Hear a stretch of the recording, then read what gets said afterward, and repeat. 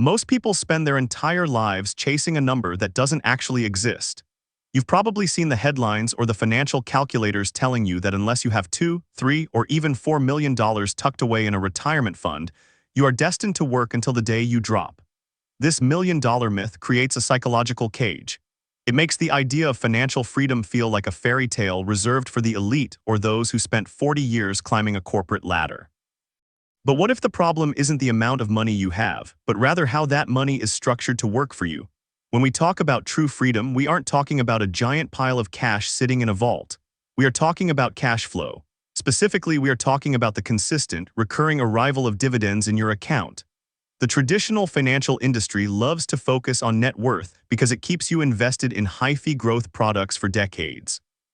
They want you to wait until you are 65 to start enjoying your life. However, once you shift your focus toward a dividend-centric strategy, the math of retirement changes completely. You stop looking at the total balance and start looking at the yield. If you can generate enough dividends to cover your monthly expenses, your total net worth becomes almost irrelevant. You could have $500,000 or $5 million. If the monthly check covers the bills, you are effectively retired. Think about the mental weight of trying to save $3 million. For the average person earning a standard salary, that goal is mathematically impossible within a reasonable time frame. It leads to burnout and a sense of hopelessness. But when you realize that the goal isn't the $3 million, but rather the $4,000 a month in dividends, the path becomes visible. It goes from an impossible mountain to a series of manageable steps. Have you ever sat down and calculated exactly how much money you would need every month to never have to walk into an office again? Most people are surprised to find that their freedom number is much lower than the millions the media claims they need. When we look for ways to escape the daily grind, we often look at side hustles. People talk about real estate, writing books, or starting a digital business.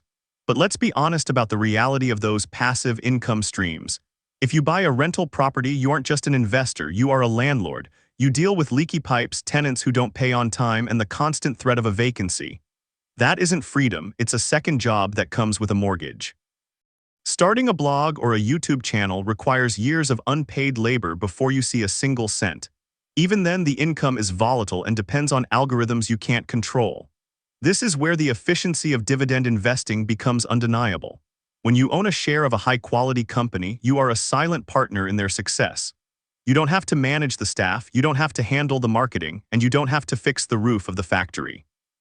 The company does the work, and they send you a portion of the profits in the form of dividends.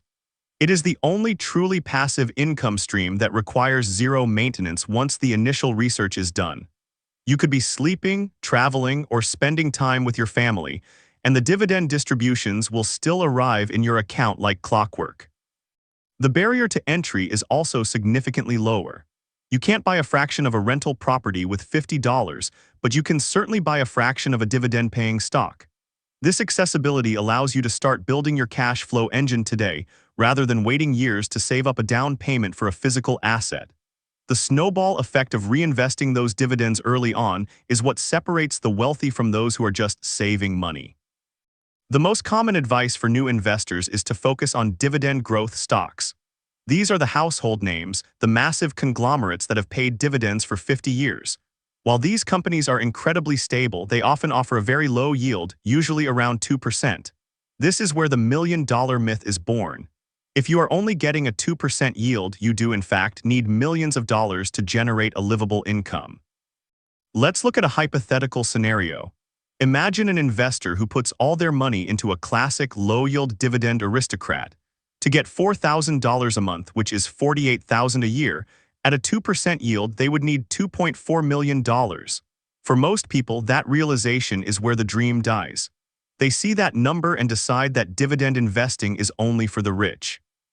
But this is a narrow view of the market. There is a whole spectrum of assets designed specifically for cash flow.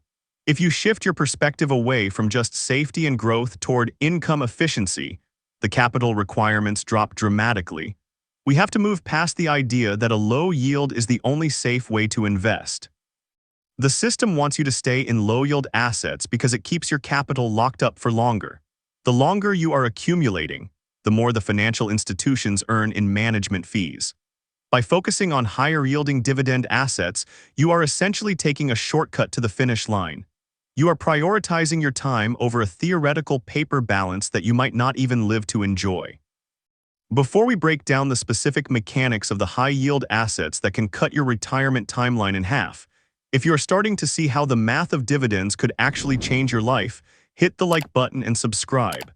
It helps us keep the lights on so we can continue bringing you these deep dive analyses. Now, let's get into the higher yield sectors that most advisors ignore. If we want to increase our yield without taking on extreme levels of risk, we have to look at sectors that are legally or structurally required to pay out their earnings. A prime example is the Real Estate Investment Trust, or REIT. Unlike a traditional corporation that can choose to hoard its cash or spend it on massive executive bonuses, a REIT is often required by law in many jurisdictions to distribute the vast majority of its taxable income to shareholders as dividends. This structural requirement changes the game for the income investor. You are getting a direct pass-through of the rent collected from thousands of properties. Because the company is mandated to pay you, the yields are naturally higher than what you would find in the tech sector or traditional retail. Instead of a 2% yield, you might find high-quality REITs offering 4 or 5%. Think about what that does to your required capital. If you move from a 2% yield to a 4% yield, you have just cut the amount of money you need in half.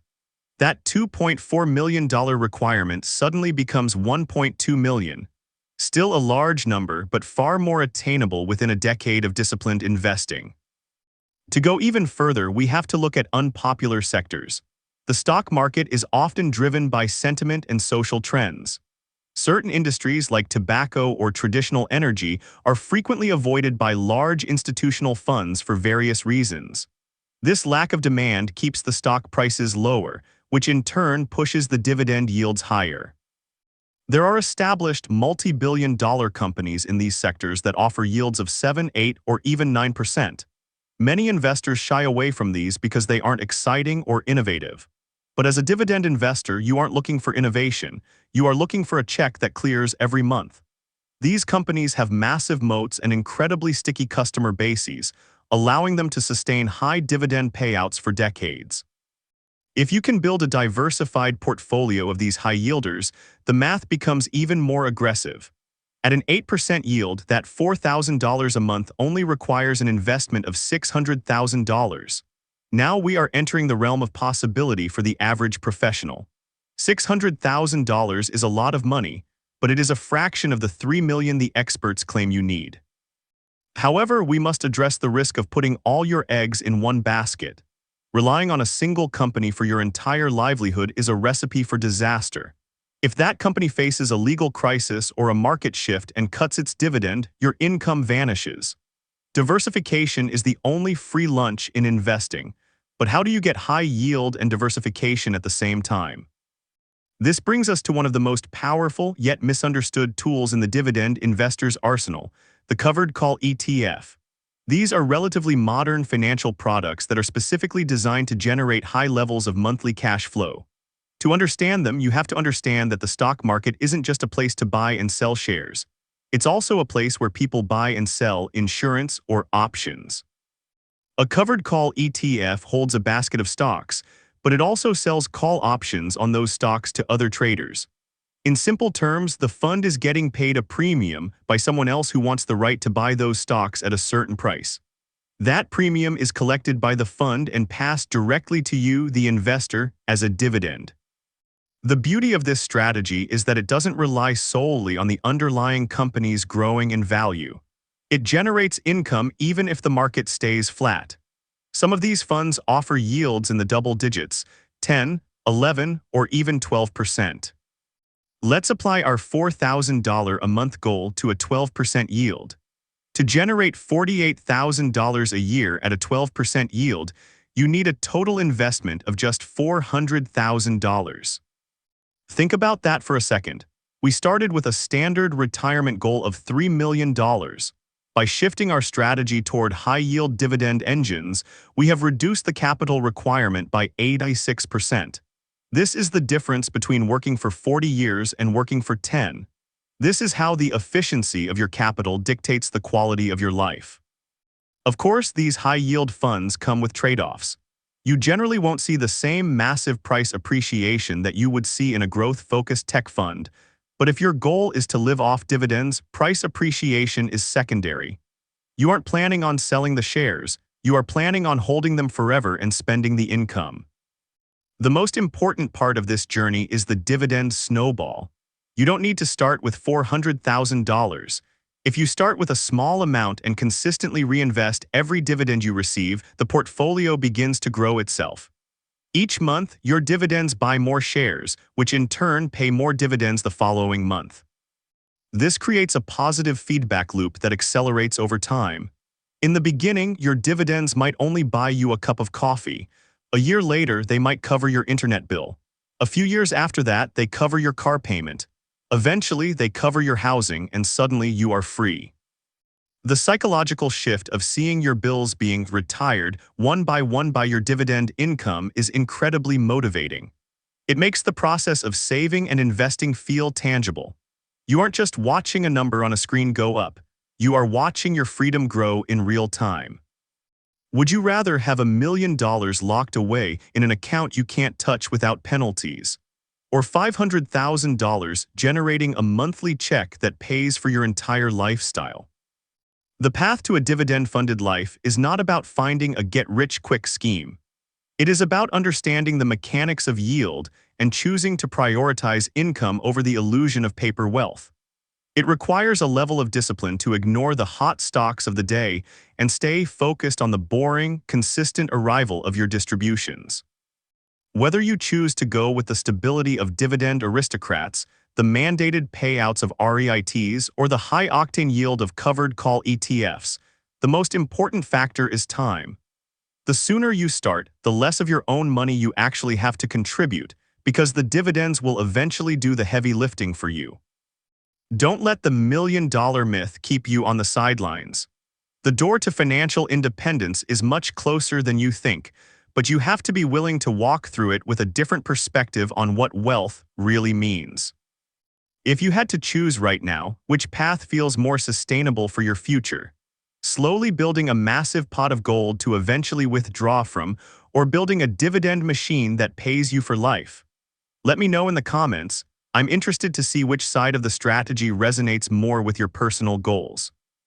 But everything we talked about today means nothing if you are still making this one common mistake with your portfolio. To make sure you're not losing money silently and to understand why the conventional wisdom might be leading you into a trap, you should see how the math actually breaks down when yields are too low.